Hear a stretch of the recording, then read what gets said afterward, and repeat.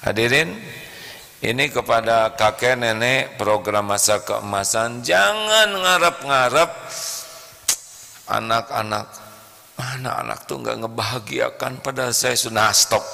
Jangan. Padahal saya dulu yang membesarkan. Kata ibu, saya yang hamil, saya yang melahirkan, saya yang menyusui. Ingat loh bu, anak nggak pesen lahir dari ibu ya. Nggak boleh disebut-sebut. Itu udah memang begitu amalnya. Ibu hamil itu amal soleh ibu. Ibu merasa sakit itu penggugur dosa ibu. Ibu capek itu yang merontokkan dosa habis seperti gugurnya daun-daun. Ibu baby blues, tahu baby blues? Bukan 3 blues, baby blues. Ya itu saya juga baru tahu ya, yang baru punya anak satu, wah bingung nangis. Itu penggugur dosa. Bapak membanting-banting tulang, terus meres-meres keringat, capek mencari nafkah, baru juga dapat dikasihin habis, bahkan kurang terus. Enggak usah mengeluh pak, itu memang ladang penggugur dosa kita. Wasobin itu capek, nasobin itu capek, wasobin itu sakit, capek, sakit, itu semua penggugur dosa kita. Gak usah rewel ya, makin ingat kebaikan makin sakit hati, makin nyebut-nyebut kebaikan makin sakit hati, makin menuntut orang lain berterima kasih makin sakit hati, makin nuntut orang lain balas budi makin sakit hati. Kenapa? Karena kurang ikhlas. Lakukan. Jawab hadirin, saya teh nggak boleh mengharapkan jawaban, tapi gimana gitu, lakukan, lupakan. Belajar pikun terhadap kebaikan yang kita lakukan ya. Keberapa itu teh? Kedua, niatnya benar, caranya juga harus benar. Udah nggak usah macam-macam.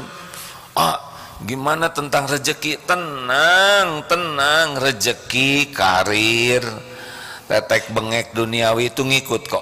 Kalau kita diniatkan setiap kegiatan kita jadi amal, rezeki kita nggak akan kemana-mana, nggak akan kemana-mana. Apa yang untuk saya pasti ketemu, apa yang bukan untuk saya nggak akan ketemu, apa yang untuk saya tidak bisa diambil orang. Allah tahu rezeki saya karena Dia. Dalilnya surat Hud ayat 6, wa ma min dabatin fil ard illa 'alallahi rizquha. Tidak ada satupun makhluk melata yang Allah ciptakan kecuali Allah pemberi rezekinya. Allah sudah siapkan semuanya. Kalau kita niatnya lurus, caranya benar, ketemu kok. Ketemu nanti rezeki kita.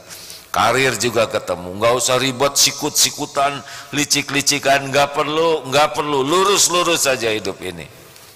Ini saya dagang ini, ternyata teman saya juga dagang, itu juga ngikut jadi dagang. Ini pada dagang, dagangannya sama, lempeng saja. Emangnya kalau banyak pedagang yang sama, Allah jadi pelit? Kan? Lihat tukang tahu sepanjang jalan, di mana tuh? Sejauh mata memandang. Tahu tidak yang jualan tahu di sana. Beres rezeki mah. Ada seorang paman yang ngajarin yang punya bubur ayam laku sekali, sampai orang-orang dari Jakarta luar kota antri pada gerobak biasa. Itu Allah yang nakdirkan laku hadirin. Karena saking banyaknya pembeli, si paman ini ngajarin tuh keponakannya, nah ini resepnya, ini caranya, semuanya dibikin sampai tahu, dilatih sampai bisa. Kamu sekarang bikin yang sama ya, nanti gimana paman? Gak ada masalah, rezeki itu Allah yang bagi. Sana akhirnya bikinlah.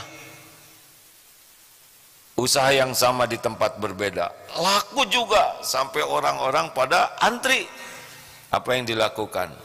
Ini kasihan orang antri gini mau makan bubur saya, kadang nggak kebagian. Dibuatlah resepnya itu, kemudian difotokopi, dibagikan. Pak, Bapak ngebagiin resep ini nggak takut jadi banyak saingan? Paman saya aja nggak berkurang rezekinya gara-gara saya jualan. Saya bahagia, paman saya bahagia. Kalau nanti banyak yang jualan begini, saya ikut bahagia. Allah yang ngebagikan rezeki. Gitu. Ini mah punya resep dirahasiakan. Jadi dia juga lupa resep yang dia buat, yang makanya nggak usah takut kekurangan rezeki. Takut itu takut tidak jujur, takut tidak syukur. Kalau dikasih takut tidak sabar, kalau sedang ditahan takut tidak ridho, kalau diambil oleh Allah. Kalau waktunya diambil, nggak apa-apa, ambil, milik Allah kok. Ya, jangan suka berat kalau waktunya diambil rezekinya oleh Allah. Ya, belajar dari siapa? Tukang parkir. Lihat, nanti perhatikan tukang